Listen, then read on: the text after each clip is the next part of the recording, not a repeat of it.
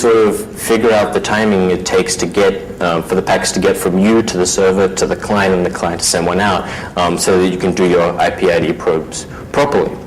And of course, they rely on a reachable port. So the problem specific to the first part of client port scanning, we're sending them to two separate destinations. The timing issues are just a pain in the ass, and I found ways to not actually have to deal with it. We're also looking for the host to not send a packet, and again, false negatives. False positives are usually much easier to deal with. You just check it again, and usually spikes are spikes, so they're like errant behavior that after a while just go away. The best solution I found is to just choose better packets. Don't rely on these tricky reflection things. On Windows, if you have Windows Firewall enabled, Windows will first check whether the IP port combination is valid. If it is, it'll let it through to sort of like the native TCP stack. If it's not, it'll just drop it. So if you send something that's going to be an invalid packet that's going to generate like an RST or something, so for example a SYNAC, then if you get the client port right, Windows will generate a packet because your essentially the TCP paths were wrong. But if you don't get the client, if you don't get the client port right, the Windows firewall will just drop it. So you can greatly simplify the attack there. Sadly, this doesn't mean all that much, since the actual port space is so small on Windows in particular that doing a really naive implementation and just going like sleep for a second after like you do each check doesn't make it all that slow, like it still runs in 10 minutes. But these solutions, this kind of sort of leads into the solutions that we'll need to other problems. So yeah, again, devices behind NAT exhibit pretty much the same properties. NAT checks like IP and port, but doesn't check sequence numbers. So again, JuneOS, I've been told it's based on NetBSD. I'm not really sure, but so most Unix systems and Linux systems implement this protection against wraparound sequence numbers, which is essentially an option that's meant for high-capacity networks. So obviously, it will be enabled on routers and things, but also enabled on endpoints.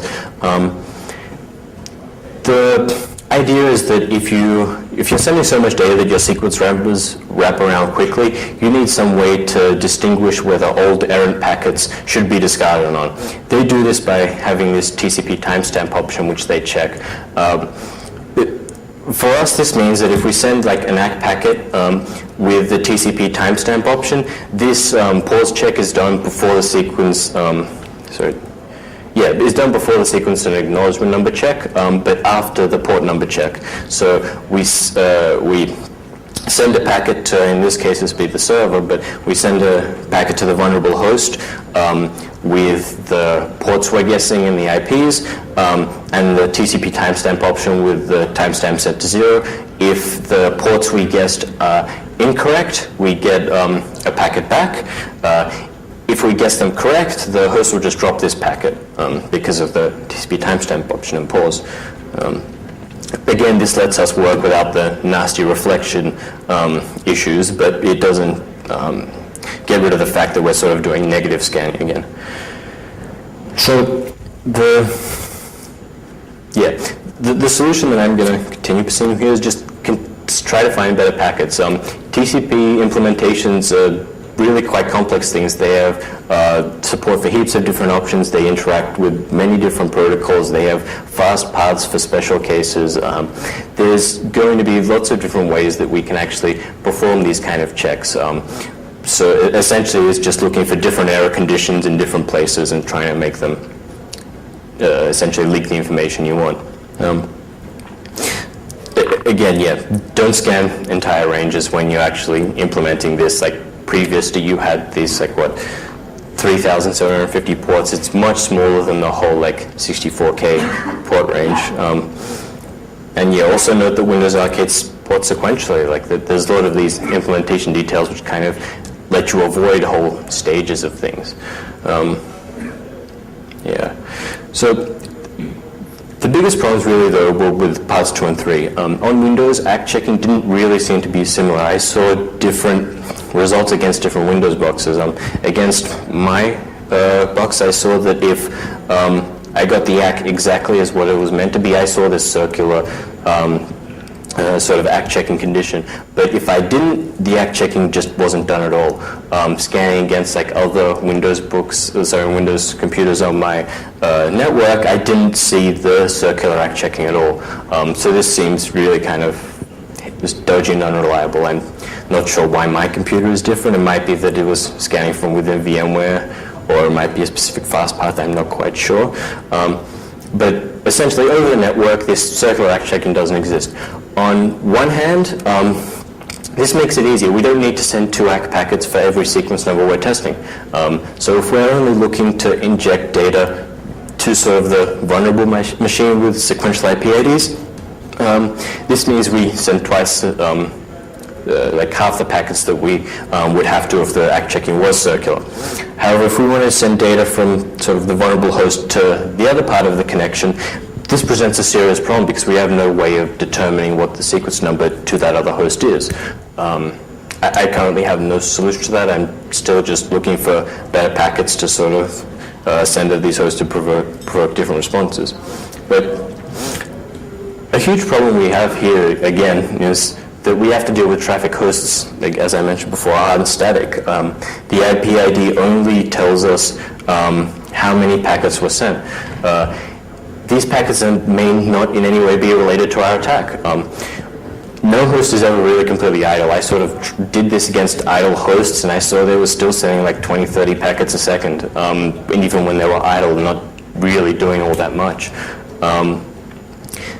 This really means we have to sort of have some kind of more sophisticated algorithms, just sort of like check, okay, how many IP ID packets were there. The easiest way to really get around this is like unreliable protocols, just send more packets. So send like 100 packets per port probe. If we see the 100 packets happen, if we see more than 100, we know that it was depending on which packets we're sending invalid or not valid. If we see somewhere like in the 50s, then we know that was probably just like a small traffic spike. If we're dealing with these sort of reflected packets, which might end up being the case if I find nothing to sort of directly determine the sequence numbers to the non-vulnerable host, we may try to do something like send a huge amount of probes for different ports, and then check them on either side, and we just know if there was something valid in that range or not. Again, yeah, that's only really useful if we have sort of reflection issues. We also need to choose how many packets do we send if we do this duplication, because no matter what, this is necessary, but how many we send largely depends on how variable the various connections are, like how big traffic spikes we're going to see. The good thing about when I was sort of looking about how much traffic was sent was with real spikes in traffic, these are usually like from a sort of idle host, like when someone was web browsing to when they like requested a page, you saw like, I don't know, hundreds of % jumps in like the amount of packets you saw in a given period. So these were usually fairly easy to detect, but on hosts that would be, say, like downloading a movie or something, these spikes would obviously be much less notable. Yeah. So another approach we could sort of take with this that has been done in other network tools like the Port Bunny port scanner, if anyone's heard of it. They sort of put these trigger packets within what they're doing. So they were port scanning, but we could essentially do the same thing. If we spam out IP ID probes in between, like when we're actually sending the packets that we expect different responses for, we could sort of get more granular results if we're sending to the same host, because usually they won't be reordered too much. We could do things like detect small spikes and remove them from our total calculations. We could just treat them as lots of different attempts and sort of average the results. I'm still working out, trying to figure out which of these would be a better approach.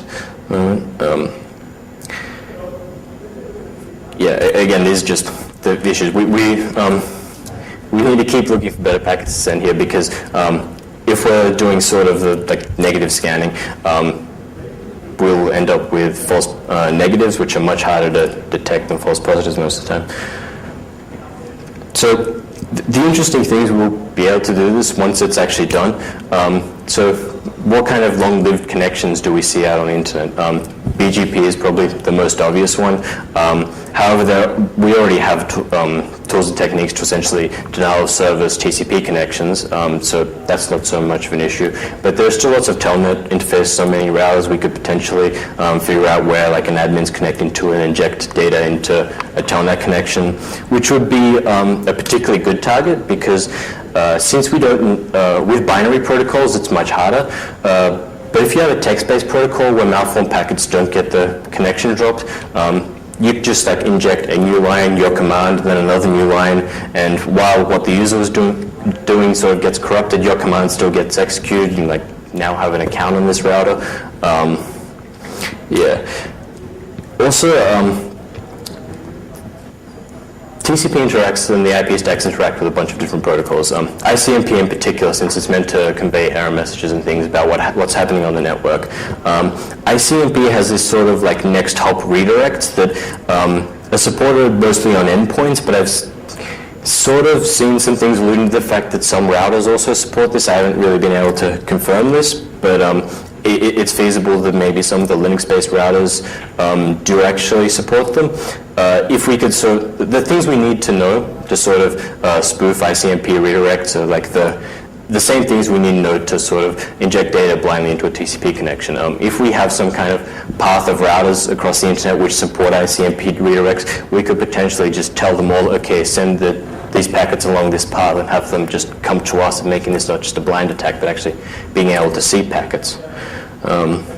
Yeah, maybe looking for other protocols which assume that, hey, if you know all these sequence numbers already, you can probably see the packets, so it doesn't matter if we start sending them to you. Yeah. The simplest mitigation for anyone who cares is simply make sure that the IP IDs aren't sequential so that we can't leak this information from some host. Linux and Cisco routers simply set the IP IDs to all zeros. You may be able to do this with your firewall. Yeah. Yeah, where to from here? So my uni semester ends in 2 weeks, and I get to stop actually developing operating systems, and so I'll hopefully have something out that works by the end of the year. Watch these 2 links. Hopefully it'll all be working, and we can like take over FNet. Does anyone have any questions?